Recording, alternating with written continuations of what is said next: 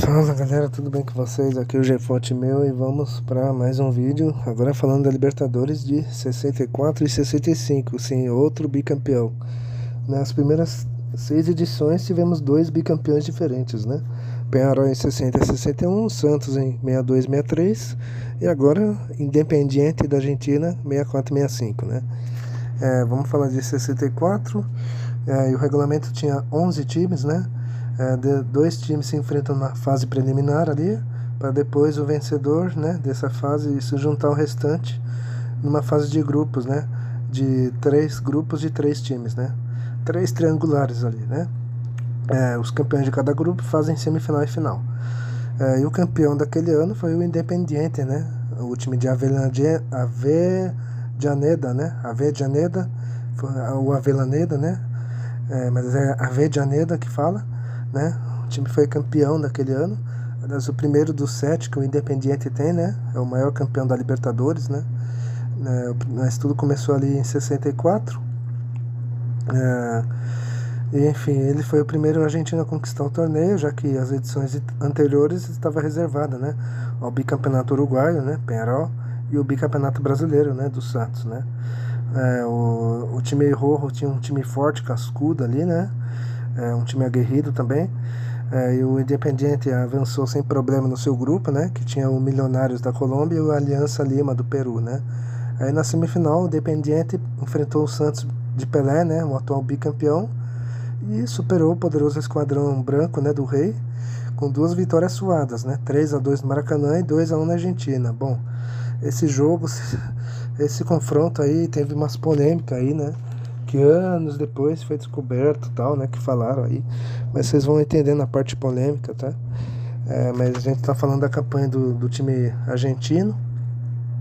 E como o Independiente superou o Santos, né, o Independiente foi finalista e o time vermelho enfrentou o Nacional do Uruguai, né? No primeiro jogo em Montevidéu, né, 0-0, e em Avellaneda o Independiente venceu por 1-0 e assim conquistou o título, né, pela primeira vez, né? Era a primeira vez dos 7, né, que o Independiente teria, né? E o time base daquele time campeão de 64 era Santoro no gol. Defesa tinha Guzmán, Roland, Ferreiro e Acevedo. Meio campo tinha Maldonado e Bernal, não sei se fala assim, enfim. O ataque tinha 4, né? Prospit, Luiz Soares, Mário Rodrigues e Savoy. E o técnico era Manuel Giundice, sei lá como é que fala. Enfim. E agora vamos falar dos brasileiros, né? Dessa vez tivemos 2 brasileiros, né? O atual campeão, que era o Santos, e Bahia por ter sido, né, por ter sido convidado, entre aspas, por causa do Santos. O Bahia jogou a competição por ter sido vice da Taça Brasil, né, para o próprio Santos. E como o Santos ganhou a Taça Brasil e Libertadores, né, o Bahia herdou uma das vagas, né. Só que o Bahia durou só 2 jogos, né, pois o time foi eliminado na pré, lá, sabe, na fase preliminar. Então, foi eliminado por venezuelano, Deportivo Itália, né, e ficou pelo caminho, né, o Bahia, né. E o Santos, que era o atual bicampeão, era favorito, né, ao tri, né. Só que o Santos estreou na semifinal e já caiu ali, né.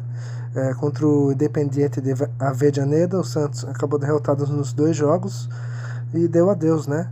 E os santistas reclamam até hoje, né, que houve interferência extra-campo para ajudar os argentinos e tal, né.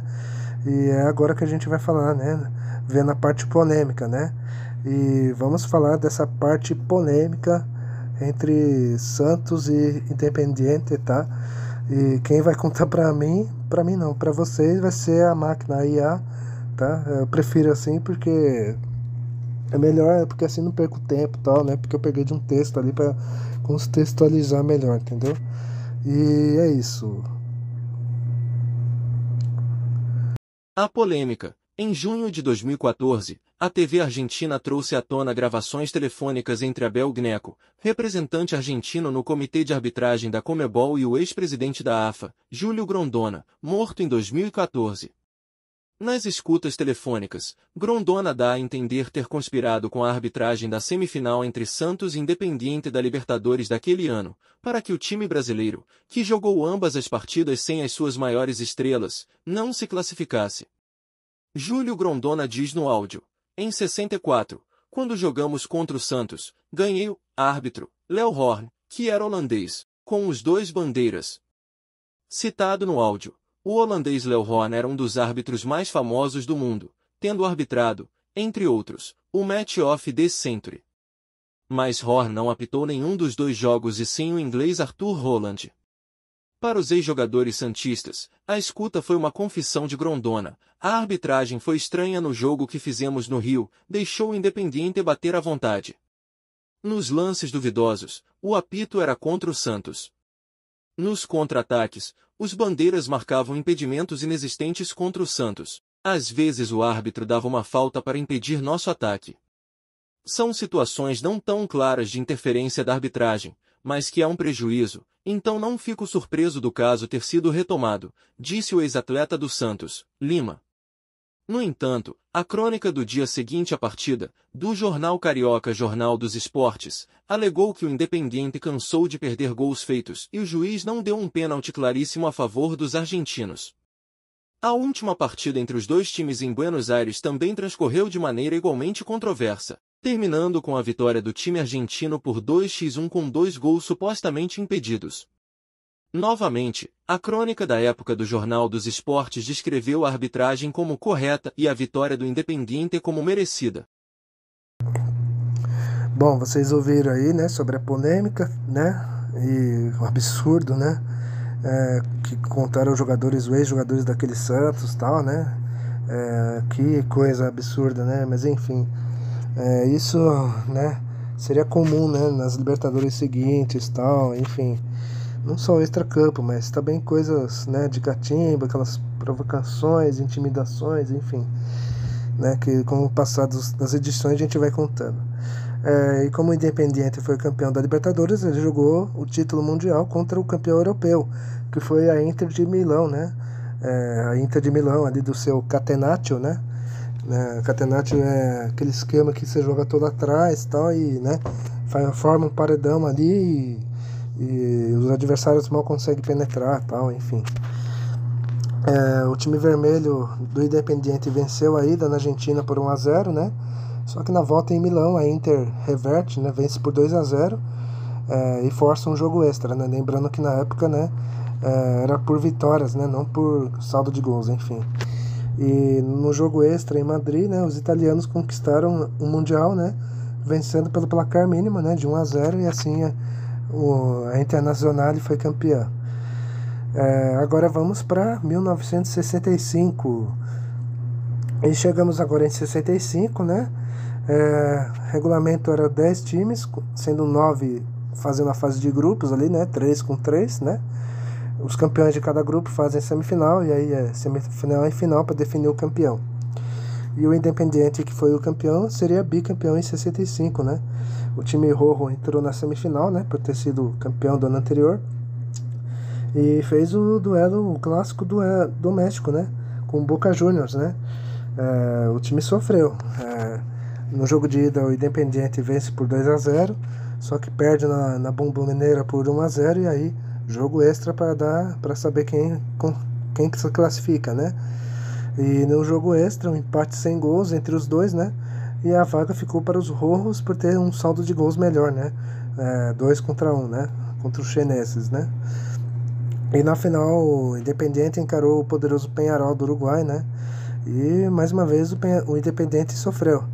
O time vence em casa por 1-0, e aí leva 3-1 no Uruguai, e aí força um jogo extra. E na finalíssima, né, em Santiago do Chile, os rojos mostram sua força, né? Conquistam o bicampeonato goleando o Peñarol por 4-1, e assim o Independiente era bicampeão da Libertadores. O time base era quase o mesmo, né? Santoro, Navajo, Decaria, Ferreiro e Acevedo, Guzmán e Bernal. O ataque era Mura, Della Mata, Avadjai e Savoy. E o técnico era o mesmo, né? Manuel Gildici. Vamos falar dos brasileiros, né? Que foi agora só um, né? O Santos dessa vez jogou a fase de grupos, né? Com o time chileno e peruano e o time do Pelé, claro, né? Trucidou o grupo, ganhou todos os 4 jogos e avançou. Na semifinal, o Santos encarou o Peñarol, né? Relembrando assim a final, né, de 62, né? Só que dessa vez os uruguaios deram o troco, né? E foram 3 jogos eletrizantes entre os dois. No jogo de ida, na Vila Belmiro, o Santos ganhou de 5-4. Um jogo de 9 gols ali, um jogo muito maluco. No Uruguai, né, no Centenário em Montevidéu, outro jogo doido, né? Só que vitória do Peñarol por 3-2, né? Forçando um jogo extra. E em Buenos Aires, né, não deu pro Santos, que perde de novo, agora perde de 2-1. E assim deu adeus a chance de mais um título, né? E agora vamos para o Independiente de novo, né? Independiente, campeão da Libertadores de 65, teve que jogar um Mundial Interclubes, né?